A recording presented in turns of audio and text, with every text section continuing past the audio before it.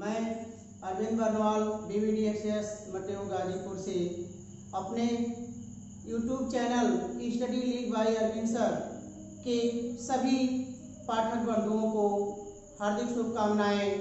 आज अपने वीडियो में मैं मैथ से संबंधित टॉपिक जिसका नाम है समांतर श्रेणी के बारे में आज हम पढ़ेंगे।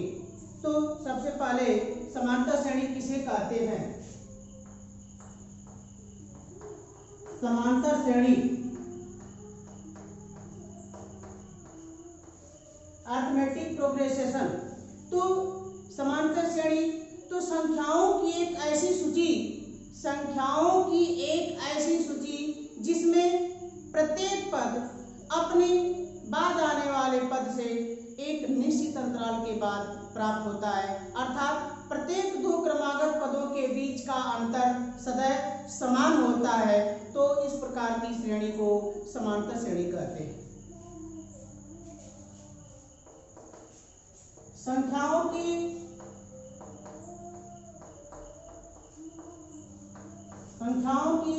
ऐसी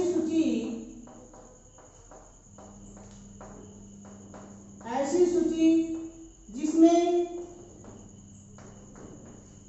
प्रत्येक दो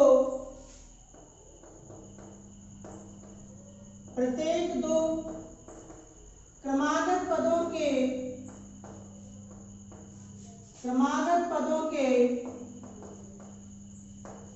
बीच का अंतर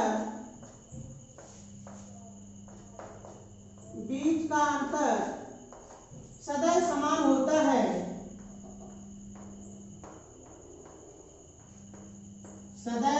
होता है। समांतर श्रेणी कहलाती है। समांतर श्रेणी कहलाती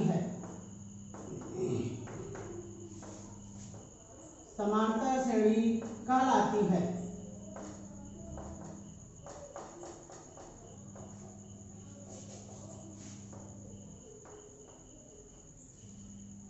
जैसे अगर पहली संख्या 2, दूसरी संख्या 4, तो अगली संख्या चूंकि 2 और 4 के बीच का अंतर 2 है, तो उसकी अगली संख्या 6, 8, 10, 12 इस तरह से, या 2, 4, 6, 8, 10, 12 यह एक प्रकार की समांतर श्रेणी होगी। उसी प्रकार अब इसका व्यापक समांतर श्रेणी का हम ज्ञात करने के लिए कि अनवा पद कैसे ज्ञात करते हैं। तो मान लेते हैं कि माना किसी श्रेणी का अगर प्रथम पद A है, प्रथम पद A यदि सार्वंतर का मतलब कि प्रत्येक दो क्रमागत पदों के बीच का अंतर सार्वंतर कहलाता है, कॉमन डिफरेंस। तो यदि पहला पद A है तो दूसरा पद A प्लस D, तीसरा पद तो फिर D इसमें बढ़ जाएगा क्रम से जो है, तो A plus 2D, A plus 3D, इस प्रकार A प्लस 4D, ऐसे हमारे जो है क्रम से पद जो है प्राप्त होते जाएंगे। तो पहला पद जब A है, दूसरा पद A प्लस D है, तीसरा पद A प्लस 2D है, तो हम यह देखते हैं, तो देखने से हमें यह प्राप्त होता है कि दूसरा पद उसमें D का गुणांक 1, तीसरे पद में D का गुणांक 2, चौथे पद में D का गुणांक 3, पांचवें पद में D का गुणांक 4। तो इस प्रकार यदि हम 10वां पद ज्ञात करें तो 10वें पद में D का गुणांक 9, अर्थात जिस पद को हम प्राप्त करते हैं उसमें D का गुणांक उस पद से एक कम होता है। तो इसी प्रकार यदि हमें यनवा पद ज्ञात करना हो तो श्रेणी का यनवा पद, समांतर श्रेणी का यनवा पद जिसे हम संकेत में Tn से प्रदर्शित करते हैं। तो Tn इक्वल टू T से होता है टर्म यानी पद, nth टर्म यनवा पद, तो A प्लस, अब जैसे पांचवा पद में 4B तो यनवा पद में n-1 इंटू D। तो यह होता है हमारा फार्मूला किसी भी दी गई समांतर श्रेणी के यनवें पद के लिए फार्मूला, जहां A श्रेणी का प्रथम पद, n पदों की संख्या और D श्रेणी का सार्वंतर, कॉमन डिफरेंस। इस प्रकार किसी भी श्रेणी को अगर कहा जाए कि उस श्रेणी का n पद ज्ञात कीजिए, तो हमारा सूत्र हो जाएगा Tn बराबर a plus n minus 1 into d. अब उसके बाद समांतर श्रेणी का सिद्धांत किस प्रकार हम पहचानेंगे कि कोई दी गई श्रेणी समांतर श्रेणी है अथवा नहीं। तो किसी भी दी गई श्रेणी को पहचानने के लिए कि दी गई श्रेणी समांतर श्रेणी है अथवा नहीं, तो इस स्थिति में हम दो परिस्थितियां लेते हैं।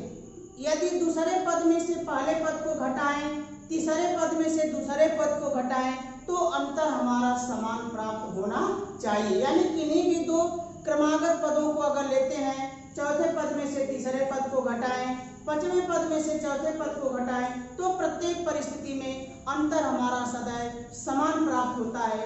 यह समांतर श्रेणी का सिद्धांत है। तो समांतर श्रेणी पहचानने का तरीका सिद्धांत कि T2 माइनस T1 द्वितीय पद माइनस प्रथम पद इक्वल टू तृतीय पद माइनस द्वितीय पद। तो समांतर श्रेणी का सिद्धांत, समांतर श्रेणी को पहचानने का तरीका, तो समांतर श्रेणी के लिए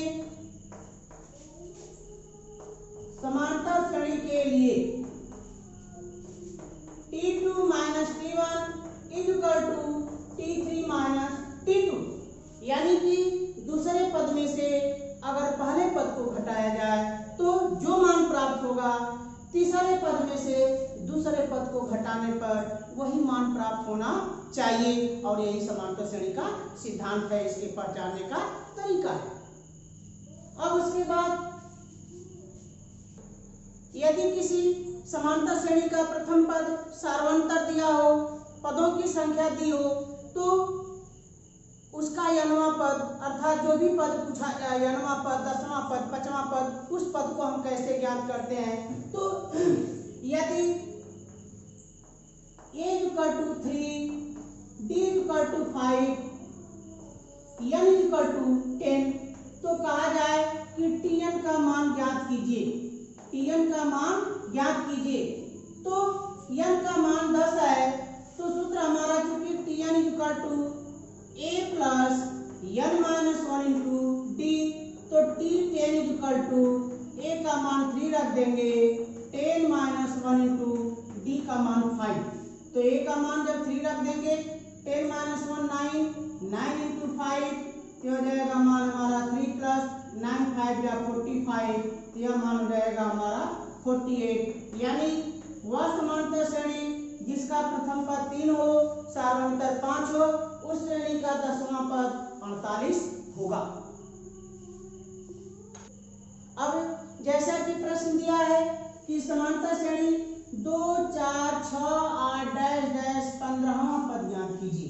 तो अब इसमें हम सबसे पहले ज्ञात करेंगे प्रथम पद, सार्वंतर और पदों की संख्या, यानी कौन सा पद हमें ज्ञात करना है। तो पहला पद a, तो a का मान 2। अब d का मान ज्ञात करने के लिए, सार्वंतर का मान ज्ञात करने के लिए हम या तो दूसरे पद में से पहले पद को घटाते हैं, या तीसरे पद में से दूसरे पद को घटाते हैं, या चौथे पद में से तीसरे पद को घटाते हैं। अर्थात अगले पद में से उसके पिछले वाले पद को घटा करके हम हमेशा सार्वंतर का मान ज्ञात करते हैं। तो d का मान, तो d बराबर 4 ऋण 2, तो 4 में से हम 2 घटा दिए, तो d का मान हमारा 2 मिल गया। अब n का मान दिया है हमारा 15, तो n बराबर 15। अब a का मान मिल गया, d का मान मिल गया, n का मान मिल गया। कह रहा है 15वां पद ज्ञात कीजिए। तो चूंकि फार्मूला हमारा है Tn equal to a plus n minus 1 into d. अब n के जगह 15, तो T15 बराबर a का मान 2, n का मान 15 ऋण 1 गुणे d का मान 2। तो 2 अब 15 में से घटा दिए, 14 गुणे 2, तो 14 गुना के 28, तो 28 और 2 30। इस प्रकार दी गई श्रेणी 2 4 6 8 डैश डैश का 15वां पद हमारा 30 होगा। ऐसे हम जो है दी गई श्रेणी के लिए पदों का मान ज्ञात करते हैं। अब जैसा कि प्रश्न हमारा है, क्या समांतर श्रेणी ऐसा कोई पद 301 है या नहीं।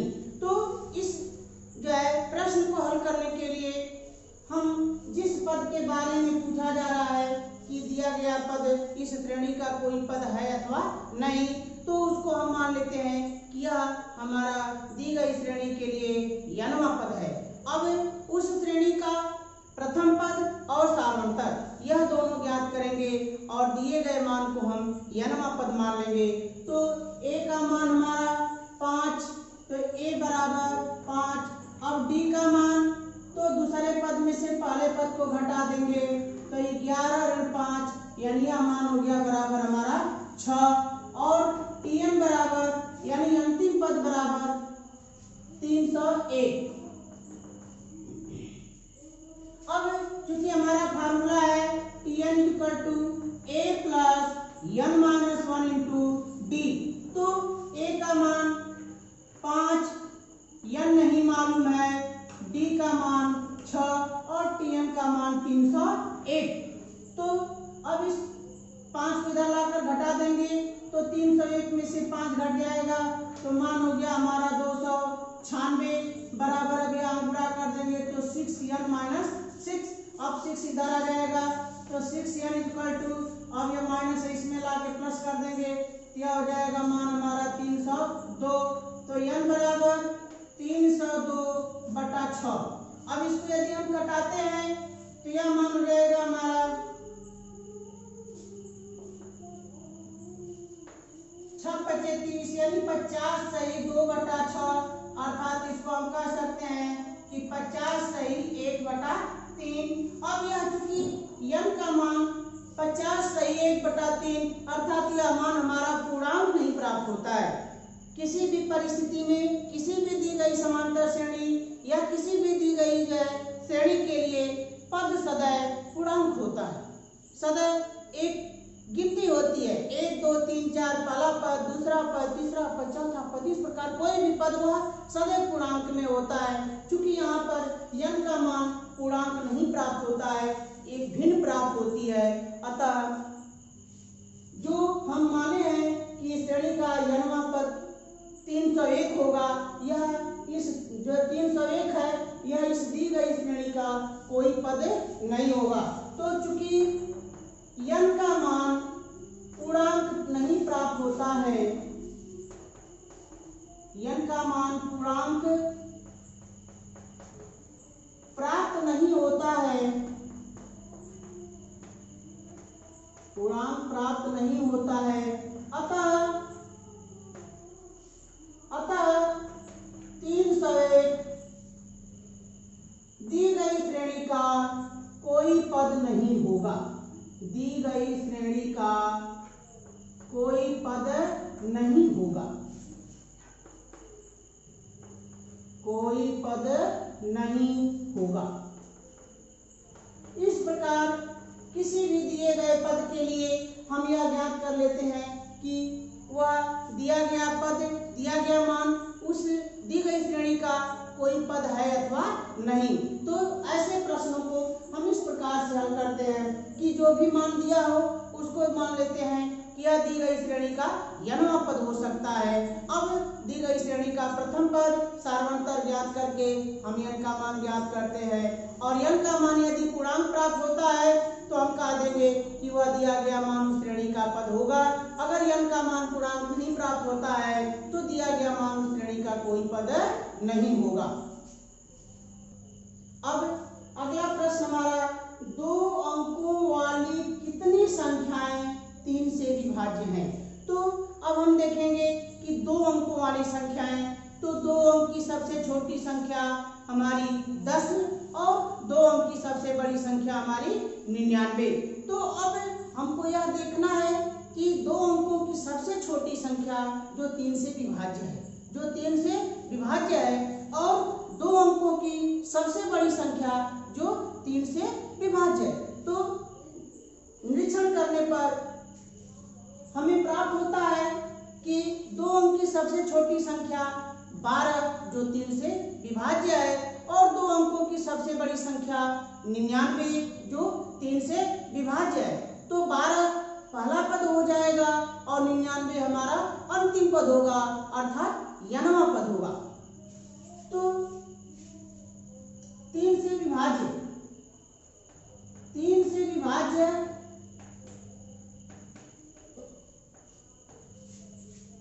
2 अंकों की सबसे छोटी संख्या, 2 अंकों की सबसे छोटी संख्या,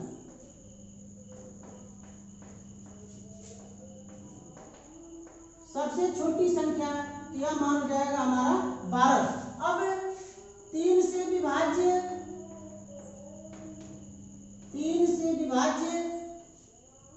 2 अंकों की सबसे बड़ी संख्या, 2 अंकों की सबसे बड़ी संख्या, सबसे बड़ी संख्या। तो 2 अंकों की सबसे बड़ी संख्या जो 3 से विभाज्य है वो हमारी होगी 99। तो जो सबसे छोटी संख्या है वो हमारा प्रथम पद a बराबर, तो a बराबर 12 और यह अंतिम पद l बराबर लास्ट टर्म, या इसी को हम कहते हैं tn बराबर 99। अब चूंकि 3 से विभाज्य संख्याएं, तो 3 से विभाज्य संख्याएं यानी कि प्रत्येक 2 क्रमागत संख्याओं के बीच सदैव 3 का अंतर होगा। तो d का मान हमारा हो जाएगा 3। अब चूंकि फार्मूला हमारा है कि tn equal to a plus n minus 1 into d, तो tn का मान हमारा 99, a का मान 12 plus n minus 1 into D का मान 3। अब 99 बराबर 12 धन गुणा कर देंगे तो 3n माइनस 3, तो 99 इक्वल टू 12 में से 3 माइनस कर दिए तो 9 प्लस 3n, तो 3n इक्वल टू 99 माइनस 9 यानी 3n इक्वल टू 90, तो n इक्वल टू हो जाएगा मान हमारा 30। अर्थात कुल 2 अंकों की जो संख्याएं हैं 3 से विभाजित होने वाली कुल 30 होंगी, जिसमें प्रथम संख्या 12 और अंतिम संख्या 99 होगी। अब अगला प्रश्न दिया हमारा, उस समांतर श्रेणी का 31वां पद ज्ञात कीजिए जिसका 11वां पद 38 और 16वां पद 73 है। तो अब ऐसे प्रश्न में जिसमें कि प्रथम पद सर्वांतर कोई मान प्राप्त न हो और कोई भिन्न भिन्न 2 पदों का मान हमें दिया गया हो, तो ऐसी परिस्थिति में हम हमेशा मानते हैं कि माना समांतर श्रेणी का प्रथम पद a और सार्वंतर d, तो मान लेंगे कि माना समांतर श्रेणी का प्रथम पद a तथा सार्वंतर d,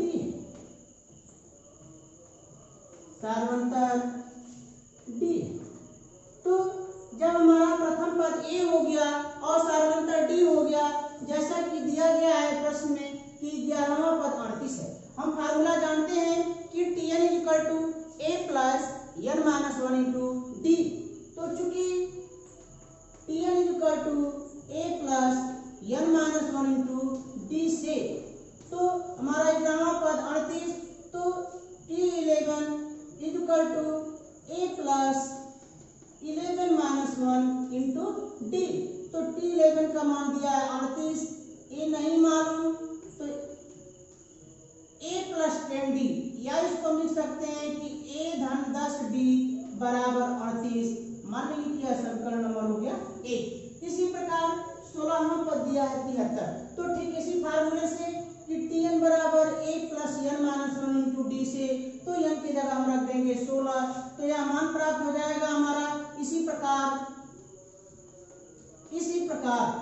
तो n की जगह 16 रख देंगे, तो t16 equal to a plus 16 minus 1 into d, और 16 में से घटा देंगे तो मान हो जाएगा हमारा 15। तो मान हमारा मिलेगा कि a धन 15d बराबर 73। तो a धन 15d बराबर 73। यह हो गया समीकरण नंबर 2। अब समीकरण 1 और 2 दोनों समीकरणों को हल करके हम a और d का मान प्राप्त करेंगे। तो समीकरण 1 में a, समीकरण 2 में भी a। यदि समीकरण 1 में से हम 2 को घटा दें तो हमको d का मान प्राप्त हो जाएगा, और जब d का मान प्राप्त हो जाएगा तो किसी समीकरण में, समीकरण 1 या समीकरण 2 में रख करके हम a का मान प्राप्त कर लेंगे। तो जब a और d दोनों का मान प्राप्त हो जाएगा तो हम इस formula Tn = a + n - 1 × d में हम 31वां पद यानी n का मान 31 रख करके हम उस 31वें पद का मान प्राप्त कर सकते हैं। तो समीकरण 1 ऋण 2 से, समीकरण 1 ऋण 2 से यानी समीकरण 1 में से 2 को घटाने पर, 2 को घटाने पर तो यह मान हो जाएगा हमारा a धन 10d बराबर 38, a धन 15d बराबर 73। जब हम घटा देंगे माइनस माइनस माइनस a से कट जाएगा, 10d ऋण 15d यानी ऋण 5d बराबर हो जाएगा मान हमारा -35। तो d बराबर 5 सत्ते 35, 7 हो जाएगा। जब d का मान 7 मिल गया, अब समीकरण में रख देंगे मान। तो समीकरण 1 में d का मान रखने पर, तो जब समीकरण 1 में हम d का मान रख देंगे तो a धन, अब 10 सत्ते 70 बराबर 38। तो जब a धन 70 बराबर 38 तो a बराबर हो गया मान हमारा, लेकर के घटा देंगे तो -32, यानी a का मान हो गया हमारा -32। अब जब a और d दोनों मिल गया तो फार्मूला हम रख देंगे कि Tn = a + n - 1 × d से, a + n - 1 × d से। तो यह मान हो जाएगा हमारा T31 बराबर a का मान -32 धन 31 - 1 × d का मान 7। तो यह हो गया मान -32 धन 30 × 7। तो -32 धन 7 × 31 210। अब इसको हम हल कर देंगे तो यह मान हो जाएगा हमारा 210 में से 32 घटा देंगे तो 10 में से 2 घट गया 8 और 20 में से 3 यानी 17। तो हमारा हो गया 31वां पद 178। ये हमारा आंसर हो जाएगा। इस प्रकार हम दिए गए पदों का मान ज्ञात करते हैं।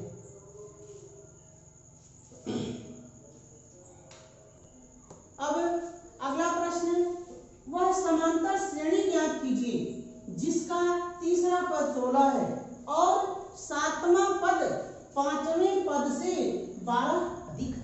तो जब समांतर श्रेणी ज्ञात करना है तो हमें प्रथम पद चाहिए, सारांतर चाहिए।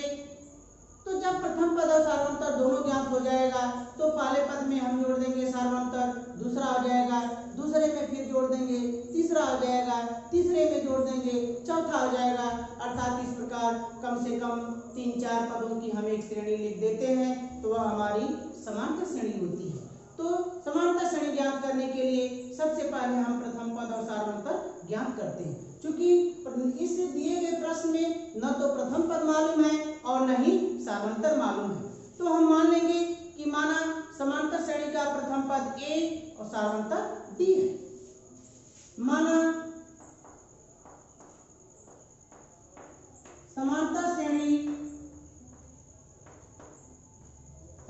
श्रेणी का प्रथम पद a तथा सारांतर d है।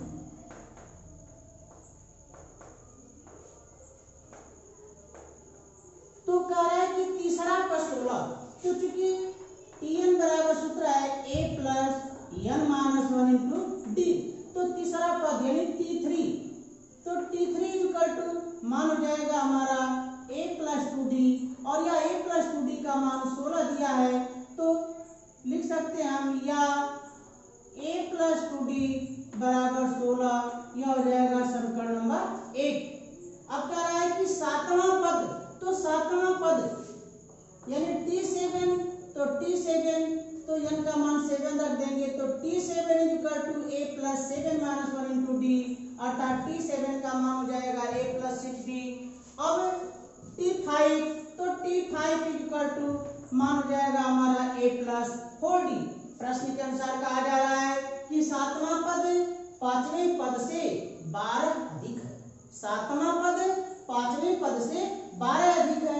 चूंकि a और d के अज्ञात मानों के अनुसार सातवें पद का मान हमारा a प्लस 6d और पांचवें पद का मान हमारा a प्लस 4d।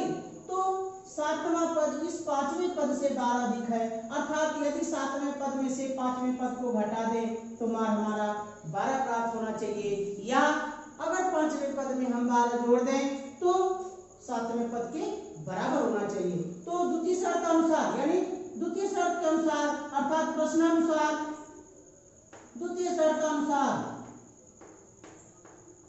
तो यह हो जाएगा मान हमारा a plus 6d minus a plus 4d equal to 12। तो a से कट जाएगा मान हमारा 6d माइनस 4d यानी 2d, तो 2d बराबर 12, तो d बराबर हो जाएगा मान हमारा 6। जब d का मान हमारा 6 मिल गया, अब यह d का मान हम समीकरण 1 में रख देते हैं। तो समीकरण 1 में d का मान रखने पर तो जब समीकरण 1 में हम d का मान रख देते हैं तो यह मान हो जाता हमारा a प्लस 2 इंटू डी का मान है 6, तो a plus 2 into 6 equal to 16। तो अब हो गया 6 गुना के 12, a प्लस 12 इक्वल टू 16, तो a इक्वल टू 16 माइनस 12 अर्थात 4। अब a का मान 4 मिल गया, d का मान 6 मिल गया, तो पहला पद हमारा 4 हो गया, श्रेणी का सारवंतर 6 हो गया। तो जब पहला पद 4 हो गया तो अगला पद उसे 6 अधिक यानी 6 4 10, उसका अगला पद 16, उसका अगला पद 22। इस तरह से हम 6 6 बढ़ाते हुए लिखते जाएंगे। तो t1 बराबर 4, t2 बराबर 4 प्लस 6 10, t3 बराबर 16, t4 बराबर 16 प्लस 6 22। अतः अवेष्ट समांतर श्रेणी